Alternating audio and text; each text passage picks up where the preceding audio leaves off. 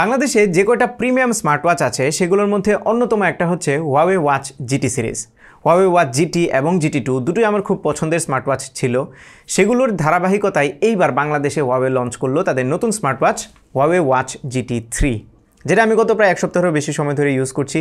So আমার এক সপ্তাহের ইউজার এক্সপিরিয়েন্স পাশাপাশি গত 2-3 বছরে Huaweiর যে পরিবর্তন এসছে সেই পরিবর্তনের কী ছাপ এই স্মার্ট ওয়াচে লেগেছে সেই বিষয়গুলো নিয়ে বিস্তারিত আলোচনা করব। তার আগে আপনাদেরকে দামটা বলে দিই। সো এই স্মার্ট ওয়াচটার দুইটা ভেরিয়েন্ট গ্লোবালি লঞ্চ হয়েছে, একটা হচ্ছে 46 মিলিমিটার ডায়ালের 46 মিলিমিটার, আর একটা হচ্ছে 42 মিলিমিটার ডায়ালের। বাট বাংলাদেশে শুধুমাত্র 46 মিলিমিটার ডায়ালেরটাই এসছে, যেটা আমার হাতে আছে, এবং এটার দাম হচ্ছে 23,999 টাকা বা 24,000 টাকা। একটা জিনিস খেয়াল রাখবেন, এই স্মার্ট ওয়াচটা কেনার আগে অবশ্যই বক্সের গায়ে স্মার্টের স্টিকার দেখে কিনবেন, কারণ স্মার্ট হচ্ছে Huaweiর অফিসিয়াল ডিস্ট্রিবিউটর। তাদের থেকে নিলে আপনারা অফিসিয়াল ওয়ারেন্টি পাবেন, যেটা অন্য জায়গা থেকে হয়তো পাবেন না। তাদের স্টিকার যদি না থাকে তাহলে পাবেন না, অবশ্যই এটা চেক করে নেবেন। ওকে, সো এবার আমরা একটু এই ওয়াচের লুকের দিকে তাকাই। 46 মিলিমিটার ডায়াল যেরকম বলছিলাম সার্কুলার, এবং এইটার যে স্ট্র্যাপগুলো আছে এগুলো লেদার স্ট্র্যাপ, খুবই হাই কোয়ালিটি লেদার এটাতে ইউজ করা হয়েছে, ব্রাউন কালার, এবং এই স্ট্র্যাপটা হচ্ছে 22 মিলিমিটারের যে স্ট্যান্ডার্ড সাইজ আছে সেই সাইজেরই। সো আপনি চাইলে এটা রিপ্লেস করে ফেলতে পারবেন ইজিলি রিমুভ করে। এই ওয়াচের ওজন হচ্ছে 56 গ্রাম, স্ট্র্যাপগুলো সহ, বডি সহ, সব কিছু সহ। এটা স্টেনলেস স্টিলের ফ্রেমটা, তবে নিচের দিকে প্লাস্টিক ইউজ করা হয়েছে, যদিও হাই কোয়ালিটির প্লাস্টিক। উপরের দিকে গ্লাস আছে, ডায়ালটা হালকা একটু, ডিসপ্লেটা একটু উপরের দিকে ওঠানো আছে। সো আমার কাছে মনে হয়েছে যে কিছুটা বেশি স্ক্র্যাচ পড়তে পারে এটাতে, এই একটা কারণে। আরেকটা সুন্দর জিনিস এবারের ওয়াচটাতে অ্যাড করা হয়েছে, সেটা হচ্ছে রোটেটিং ক্রাউন। সো এই ক্রাউন দিয়ে আপনারা পেজ স্ক্রোল করতে পারবেন, মিউজিক প্লেব্যাকের সময় হচ্ছে ভলিউম কন্ট্রোল করতে পারবেন, যেটা একটা ভালো জিনিস। সেই সাথে এই স্মার্ট ওয়াচটিতে স্পিকার আছে, বেশ লাউড, আমি বলবো রিজনেবলি লাউড কল করার জন্য। এরকম লাউড একটা স্পিকার আছে, মাইক্রোফোন আছে। পাশাপাশি এই ওয়াচটির যেই থিকনেস সেটা হচ্ছে 11 মিলিমিটার, এবং এই ওয়াচটা 5 ATM পর্যন্ত ওয়াটার রেজিস্ট্যান্ট। সো এটা নিয়ে আপনারা সাঁতরাতে পারবেন, পানির নিচে ডুব দিতে পারবেন, কোনো সমস্যা হবে না। একটা ইন্টারেস্টিং ফিচার এটাতে আছে, কারণ পানির নিচে গেলে যে স্পিকার গ্রিল আছে বা মাইক্রোফোন আছে, এই রকমের ছোটো ছোটো ছিদ্রে একটু পানি ঢুকতে পারে। সেই জন্য নোটিফিকেশান বার উপর থেকে যদি ওপেন করেন তাহলে ড্রেন নামের একটা অপশান আছে, যেখানে ক্লিক করলে এরকম কিছু সাউন্ড হবে। এই যে আমি কিছুক্ষণ আগে ভিজেছিলাম, এখন দেখতে পাচ্ছি স্পিকার গ্রিলের ভেতর থেকে একটু একটু পানি বের হচ্ছে। সো তারা যা সাউন্ডের মাধ্যমে স্পিকার গ্রিল সহ অন্যান্য যে ছিদ্রগুলো আছে সেখান থেকে পানি কিছুটা ড্রেন করে দেবে। এটা একটা ভালো ফিচার আমার কাছে মনে হয়েছে। তবে আমার মতে Huaweiর ওয়াচে সবচেয়ে বড় যে পরিবর্তন, কিংবা অন্যান্য যে স্মার্ট ওয়াচ আছে সেগুলো থেকে Huaweiর ওয়াচটা ডিফারেন্ট সফটওয়্যারের সাইড থেকে। আমি বেটার বলবো না, ডিফারেন্ট, কারণ এটাতে ইউজ করা হয়েছে Huaweiর নিজস্ব OS, হারমোনি OS, এবং এই ওএসটা নিয়ে আমার কিছুটা মিক্সড ফিলিং আছে। প্রথমত, এই ওয়াচটা ইউজ করলে আপনি Huaweiর ইকোসিস্টেমের ভিতরে ঢুকে যাচ্ছেন, এবং আপনাকে অনেক কিছু স্যাক্রিফাইস করতে হচ্ছে, যেটা গুগল এন্ডে আপনি পেতেন যদি রেগুলার একটা অ্যান্ড্রয়েড ওয়াচ হতো, তাহলে অনেক কিছু স্যাক্রিফাইস করতে হচ্ছে। ফর এক্সাম্পল, আপনি গুগল ম্যাপস ইউজ করতে পারবেন না এখানে, গুগলের আরও বেশ কিছু, যেমন গুগলের যে ফিট আছে, ফিটনেসের যে অ্যাপটা, সেটা এটাতে ইউজ করতে পারবেন না। Huaweiর নিজস্ব কিছু অ্যাপ আছে সেগুলো ইউজ করতে হবে। প্যাডেল ম্যাপ আছে, যেটা Huaweiর নিজস্ব ম্যাপ, সেটা আপনাকে ইউজ করতে হবে। সো এই টাইপের কিছু জিনিস কিন্তু এখানে স্যাক্রিফাইস করতে হচ্ছে Huaweiর নিজস্ব OS থাকার ফলে। তবে এই ওএসটা খুবই রেসপন্সিভ, যদিও একদমই অন্য কোনো স্মার্ট ওয়াচ থেকে এটা র্যাডিক্যালি ডিফারেন্ট না। আমার কাছে ইন্টারফেস থেকে শুরু করে মেনু সিস্টেম সব কিছু মোটামুটি সিমিলার মনে হয়েছে, এবং একটা স্মার্ট ওয়াচে খুব একটা ডিফারেন্ট করাও পসিবল হয় না। এখানে একটা মেনু গ্রিড আছে, যেটা আমার কাছে ভালো লেগেছে।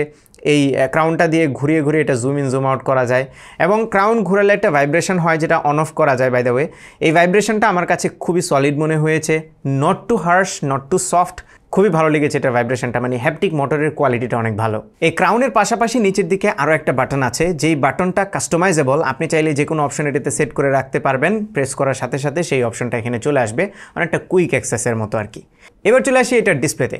সো এই ওয়াচের ডিসপ্লেটি হচ্ছে 1.43 ইঞ্চির একটি অ্যামোলেড প্যানেল, যেটা রেজুলেশন হচ্ছে 466x466, এবং 326 ppi হচ্ছে এটার pixel density.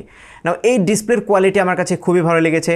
AMOLED display, so খুবই পাঞ্চি এবং ভিভিড কালার প্রডিউস করছিল। ব্রাইটনেসটা অনেক ইম্পর্টেন্ট স্মার্ট ওয়াচের বেলায়। আমি আউটডোরে ইভেন ডিরেক্ট সানলাইটেও ইউজ করে দেখেছি, এটার ভিজিবিলিটি খুবই ভালো, যেটা খুবই পজিটিভ একটা জিনিস। অটো ব্রাইটনেস কন্ট্রোল আছে, যেটাও খুব অ্যাকুরেটলি কাজ করে। আপনি যদি শেডে চলে আসেন তাহলে ব্রাইটনেসটা কমিয়ে ফেলবে, রোদে চলে গেলে ব্রাইটনেসটা বাড়িয়ে ফেলবে, যার ফলে ব্যাটারি কিন্তু একটু সেভ করে এটা। আপনারা সবসময় অটো ব্রাইটনেসটা এনাবল রাখার চেষ্টা করবেন। সেই সাথে অলওয়েজ অন ডিসপ্লে ফিচারটিও থাকছে। আপনি চাইলেই যে কোনো একটা ওয়াচ ফেস অলওয়েজ অন ডিসপ্লের জন্য ফিক্স করে রাখতে পারেন, যেন ডিসপ্লেটা অফ হয়ে গেলে সেই আপনার পছন্দের ওয়াচ ফেসটাই চলে আসে। সেই সাথে এটার রেজ টু ওয়েক যে ফিচারটা আছে সেটাও খুব ফাস্ট অ্যান্ড অ্যাকুরেটলি কাজ করছিল। আর এবারে স্মার্ট ওয়াচের টাচ রেসপন্সটা কিন্তু খুবই স্মুথ। টাচ করার সাথে সাথে কাজ করছিল। উপরের থেকে নিচের দিকে সোয়াইপ করলে কিছু শর্টকাট সেটিং আসবে, এগুলোকে কাস্টমাইজ করা যায় না, এই জিনিসটা আমার কাছে একটু খারাপ লেগেছে, কাস্টমাইজ করা গেলে ভালো হতো। এবং নিচের থেকে সোয়াইপ আপ করলে নোটিফিকেশান প্যানেলটা পাবেন। নোটিফিকেশানের একটা প্রবলেম হচ্ছে আপনি নোটিফিকেশানে কোনো রিপ্লাই দিতে পারবেন না, শুধু দেখতে পারবেন।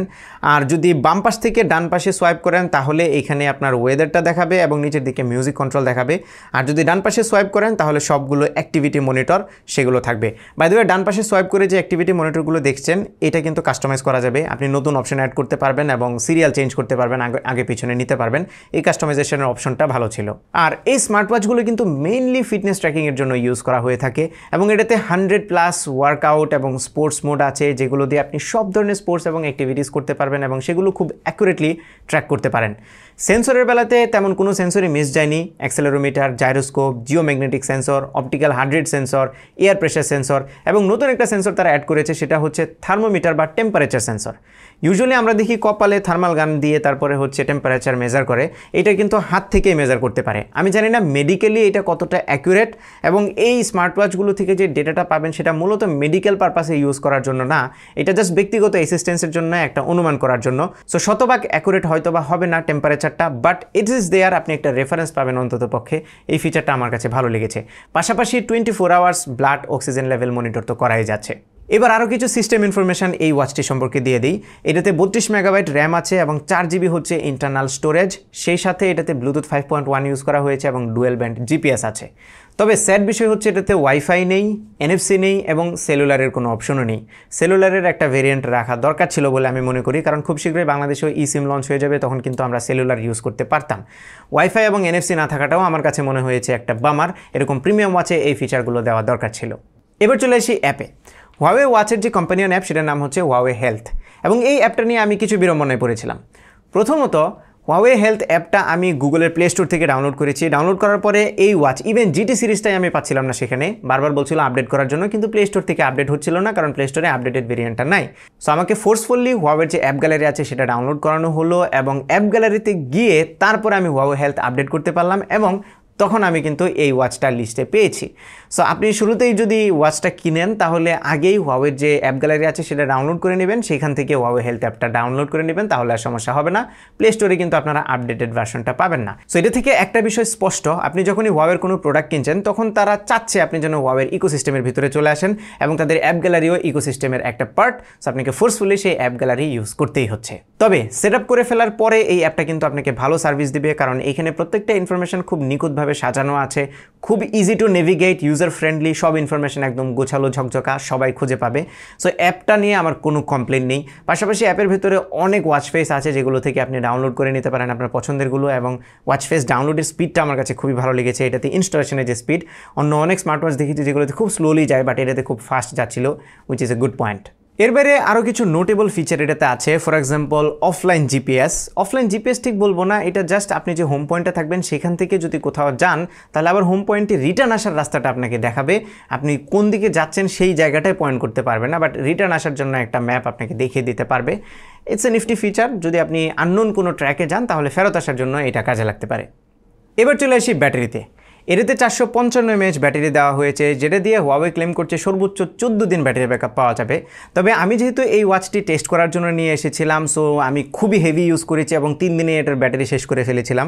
এরপরে আবার চার্জ দিয়ে যখন ইউজ করলাম, অলওয়েজ অন ডিসপ্লেটা অন রেখে মোটামুটি হেভি ইউজই করেছি। সো আমি যে রেশিওটা পেয়েছি সেটা থেকে ধারণা করছি এটা দিয়ে আপনারা হেভি ইউজ করলে অ্যারাউন্ড 3 থেকে 4 দিনের মতো ব্যাটারি ব্যাকআপ পাবেন, আর যদি একটু মডারেট ইউজ করেন তাহলে অ্যারাউন্ড 7 দিন পাবেন। এর বেশি পাওয়াটা খুব টাফ হয়ে যাবে। তবে ভালো ব্যাপার হচ্ছে এই স্মার্ট ওয়াচটিতে এবার ওয়্যারলেস চার্জিং সিস্টেম অ্যাড করা হয়েছে। সো যে চার্জারটা সাথে আছে সেটাতে কিন্তু পিন নেই, পকো পিন নেই, সরাসরি জাস্ট এটা ম্যাগনেটিক্যালি অ্যাটাচ হয়ে যায়, এবং আপনার ফোন যদি রিভার্স ওয়্যারলেস চার্জিং সাপোর্ট করে তাহলে ফোন থেকেও কিন্তু এই স্মার্ট ওয়াচটি চার্জ করতে পারবেন, যেটা একটা ভালো ফিচার। লাস্টলি এটার মাইক্রোফোনের কোয়ালিটি নিয়ে একটু কথা বলি। যদিও স্মার্ট ওয়াচ দিয়ে কল খুব বেশি মানুষ করে না, তবে ইমার্জেন্সি পারপাসে যদি কল করা লাগে তাহলে সো কোয়ালিটির কল আপনারা পাবেন। এটার মাইক্রোফোনটা একটু বেইজি এবং গম্ভীর সাউন্ডিং ছিল, খুব একটা ক্রিস্টাল ক্লিয়ার ছিল না, স্টিল ইমার্জেন্সি কল চালিয়ে নেওয়ার মতোই। Same goes for the speaker, আপনি রিংটোনটা খুব ভালোভাবে শুনতে পারবেন, এবং এটার সাউন্ডটা ভালোই লেগেছে আমার কাছে, হ্যাপটিক মোটরসও বেশ ভালো। সো এই জায়গাগুলোতে কোনো কমপ্লেন নেই। এখন চলে আসি ফাইনাল ভার্ডিক্টে। এই ওয়াচটি কিনবেন কি কিনবেন না, কারণ 24,000 টাকা কিন্তু মোটেই কোনো জোক না। It's a hefty money. So এটা যখন আপনি পে করবেন অফকোর্স আপনি দি বেস্টটাই চাইবেন।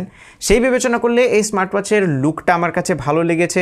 এটা সফটওয়্যারটা বাগ ফ্রি ছিল, খুবই স্মুথ ছিল, অনেকগুলো ফিচার আছে এক্সেপশনাল, যেমন স্পিকার, মাইক্রোফোন, পাশাপাশি এইটাতে কিছু এক্সট্রা সেন্সরস অ্যাড করা হয়েছে, ফিটনেস ট্র্যাকিংয়ের অনেকগুলো অপশন অ্যাড করা হয়েছে, অ্যাপটা খুবই ফ্লুয়েন্ট, এই জিনিসগুলো ভালো লেগেছে। ডিসপ্লেটা খুবই ব্রাইট এবং কালারফুল, খুবই সুন্দর, one of the best displays I have seen on smart watches.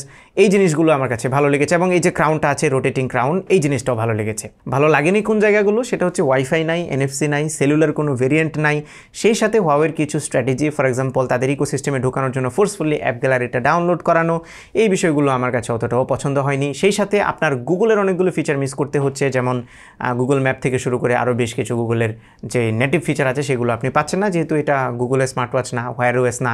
So HarmonyOS এর সাথে Wear OS এর কম্প্যারিজন করাই যাবে না, দুইটা কমপ্লিটলি দুই ওয়ার্ল্ডের। তবে আপনি যদি গুগল ওয়াচ কিনেন বা অ্যান্ড্রয়েডের যে Wear OS আছে সেই ওয়াচ কিনেন, তাহলে কিছু কিছু জায়গাতে কিন্তু স্যাক্রিফাইস করতে হবে। ফর এক্সাম্পল এটার যে ব্যাটারি ব্যাকআপ সেটা কিন্তু আপনি Wear OS এ পাবেন না। এই বিষয়গুলো বিবেচনা করলে ফিটনেস ট্র্যাকার এবং স্মার্ট ওয়াচ হিসেবে এইটা আমার কাছে অ্যাপ্রোপ্রিয়েট মনে হয়েছে। অ্যান্ড্রয়েড ওয়াচের অন্য পারপাস আছে, আপনি চাইলে সেই পারপাসে নিতে পারেন, বাট যদি একটু ফিটনেস ট্র্যাকিং এবং গুড লুকিং, একটু ক্লাসিক্যাল লুকিং একটা স্মার্ট ওয়াচ খোঁজেন, আই থিঙ্ক এইটা আপনাকে জাস্টিফাই করবে, শুধু কিছু ফিচার যদি স্যাক্রিফাইস করতে পারেন। স্টিল প্রত্যেকের নিড ডিফারেন্ট হতে পারে, সো নিড অনুযায়ী আপনি নিজেই ডিসাইড করে নেন এই ওয়াচটি কিনবেন কি কিনবেন না। সো এই ছিল আমাদের আজকের ভিডিও। আশা করি ভিডিওটা আপনাদের ভালো লেগেছে। যদি ভালো লেগে থাকে তাহলে ভিডিওতে একটা লাইক দেবেন, কমেন্ট করে জানাবেন কেমন লাগলো। আপনার ফ্রেন্ডদের সাথে শেয়ার করতে একদমই ভুলবেন না। আমার পেজে ফলো এবং চ্যানেলে সাবস্ক্রাইব তো মাস্ট। দেখা হবে পরবর্তী ভিডিওতে। Till then take care. আসসালামু আলাইকুম।